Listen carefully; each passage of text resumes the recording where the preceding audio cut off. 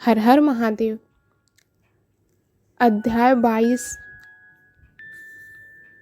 शिव नववेद भक्षण का निर्णय एवं बिल्वपत्र का महामात्य। ऋषिगण बोले, हे महामुने, हमने पहले सुना है कि भगवान शिव को अर्पित किया गया नववेद अग्राह्य होता है, इसलिए नववेद के विषय में निर्णय और बिल्वपत्र का महामात्य भी कहिए। तब सूत जी बोले, हे मुनियों, अब आप सब सावधानी से सुनिए। मैं प्रेम पूर्वक सब कुछ कह रहा हूँ। आप लोग शिव व्रत धारण करने वाले हैं, इसलिए आप लोग धन्य हैं। जो शिव का भक्त पवित्र शुद्ध सद्व्रती और दृढ़ निश्चयी है, उसे शिव नववेद अवश्य ग्रहण करना चाहिए और अग्राह्य भावना का त्याग कर देना चाहिए। शिव नववेद को देखने मात्र से ही सभी पाप दूर हो जाते हैं और शिव का नववेद भक्षण करने से तो करोड़ों पुण्य स्वतः आ जाते हैं। हजार यज्ञों की बात कौन कहे, अर्बुद यज्ञ में यज्ञ करने से भी वह पुण्य प्राप्त नहीं हो पाता है जो शिव नववेद खाने से प्राप्त हो जाता है।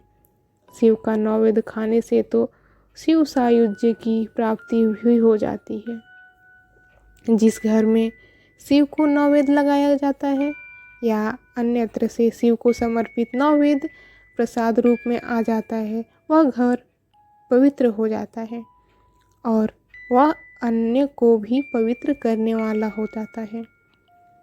आए हुए शिव नववेद को प्रसन्नतापूर्वक सिर झुकाकर ग्रहण करके भगवान शिव का स्मरण करते हुए उसे खा लेना चाहिए। आए हुए शिव नववेद को दूसरे समय में ग्रहण करूँगा, ऐसी भावना करके जो मनुष्य उसे ग्रहण करने से विलंब करता है, उसे पाप लगता है। जिसमें शिव नववेद ग्रहण करने की इच्छा उत्पन्न नहीं होती, वह महान पापी होता है और निश्चित रूप से नरक को जाता है। हृदय में अवस्थित शिवलिंग या चंद्र कांति मणि से बने हुए शिवलिंग या स्वर्ण या चांदी से बनाए गए शिवलिंग को समर्पित किया गया नववेद शिव की दीक्षा लिए भक्त को खाना चाहिए, ऐसा कहा गया है। इतना ही नहीं, शिव दीक्षित भक्त समस्त शिवलिंगों के लिए समर्पित महाप्रसाद रूप शुभ शिव नववेद को खा सकता है। जिन मनुष्यों ने अन्य वेदों की दीक्षा ली है और शिव की भक्ति में अनुरक्त रहते हैं, उनके लिए शिव नववेद के भक्षण के विषय में निर्णय को प्रेम पूर्वक आप सब सुने। हे ब्राह्मणों, सालग्राम में उत्पन्न शिवलिंग, रसलिंग, पाषाणलिंग, रजतलिंग, स्वर्णलिंग, देवों और सिद्ध मुनियों द्वारा प्रतिष्ठित शिवलिंग, केसर के बने हुए लिंग, स्फटिक लिंग, रत्नलिंग और ज्योतिर्लिंग आदि समस्त शिवलिंगों के लिए समर्पित नववेद का भक्षण करना चंद्रायण व्रत के समान फल देने वाला कहा गया है। यदि ब्रह्म हत्या करने वाला भी पवित्र होकर शिव का पवित्र निर्माल्य धारण करता है और उसे खाता है, उसके संपूर्ण पाप शीघ्र नष्ट हो जाते हैं। वह चंडाल अधिकार हो, वहाँ शिवलिंग के लिए समर्पित नववेद का भक्षण मनुष्य को नहीं करना चाहिए। जहाँ पर चंडाल का अधिकार हो, वहाँ शिवलिंग के लिए समर्पित नववेद का भक्षण मनुष्य को नहीं करना चाहिए। जहाँ चंडाल का अधिकार न हो, वहाँ भक्तिपूर्वक भक्षण करना चाहिए। बाणलिंग, लौहलिंग, सिद्धलिंग, स्वयंभूलिंग और अन्य समस्त प्रतिमाओं में चंड का अधिकार नहीं होता है। जो विधि पूर्वक शिवलिंग को स्नान कराकर उस स्नान जल को 3 बार पीता है, उसके समस्त पाप शीघ्र ही नष्ट हो जाते हैं। अग्राह्य शिव नववेद पत्र, पुष्प, फल और जल, यह सब सालग्राम शिला के स्पर्श से पवित्र हो जाता है। हे मुनीश्वरों, शिवलिंग के ऊपर जो भी द्रव्य चढ़ाया जाता है वह अग्राह्य है और जो लिंग के स्पर्श से बाहर है उसे अत्यंत पवित्र जानना चाहिए। हे मुनिश्रेष्ठों, इस प्रकार मैंने शिव नववेद का निर्णय निर्णय कह दिया। अब आप सब सावधानी से बिल्वपत्र के महामाते को आदरपूर्वक सुनिए।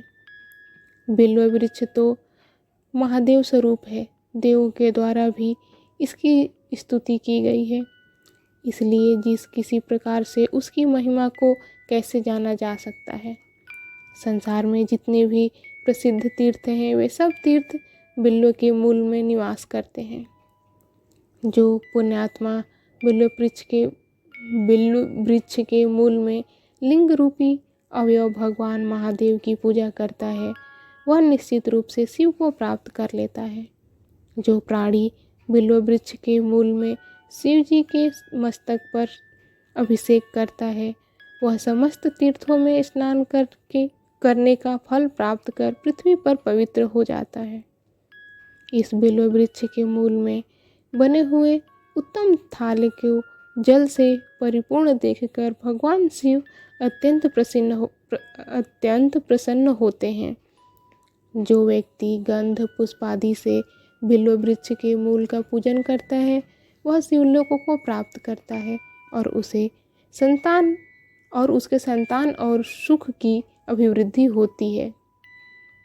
जो मनुष्य बिल्व वृक्ष के मूल में आदरपूर्वक दीपमाला का दान करता है वह तत्वज्ञान से संपन्न होकर महादेव के सानिध्य प्राप्त हो जाता है।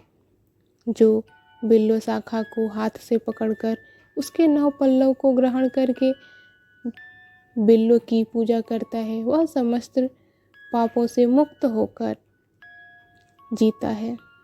जो पुरुष भक्तिपूर्वक बिल्व वृक्ष के नीचे एक शिव भक्त को भोजन कराता है उसे करोड़ों मनुष्यों को भोजन कराने का पुण्य प्राप्त होता है।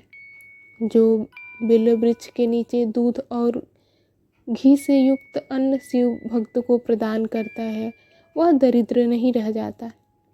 हे ब्राह्मणों, इस प्रकार मैंने सांगोपांग शिवलिंग के पूजन विधान को कह दिया है।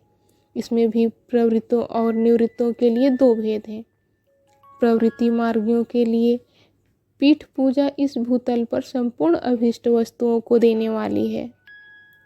प्रवृत्त पुरुषों को चाहिए कि सुपात्र गुरु आदि के द्वारा ही सारी पूजा संपन्न करें।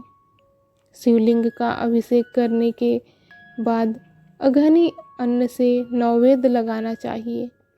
पूजा के अंत में उस शिवलिंग को किसी शुद्ध पट डिब्बे में रख देना चाहिए या किसी दूसरे शुद्ध घर में स्थापित कर देना चाहिए। निवृत्ति मार्गी उपासकों के लिए हाथ पर ही पूजा का विधान है। उन्हें अपने भोजन को ही नैवेद्य रूप में अर्पित करना चाहिए। निवृत्तियों के लिए पर सूक्ष्म लिंग ही श्रेष्ठ बताया गया है। उन्हें चाहिए कि विभूति से ही पूजा करें और विभूति का ही नैवेद्य शिव को प्रदान करें। पूजा करने के बाद उस विभूति स्वरूप लिंग को सिर पर सदा धारण करना चाहिए। हर हर महादेव।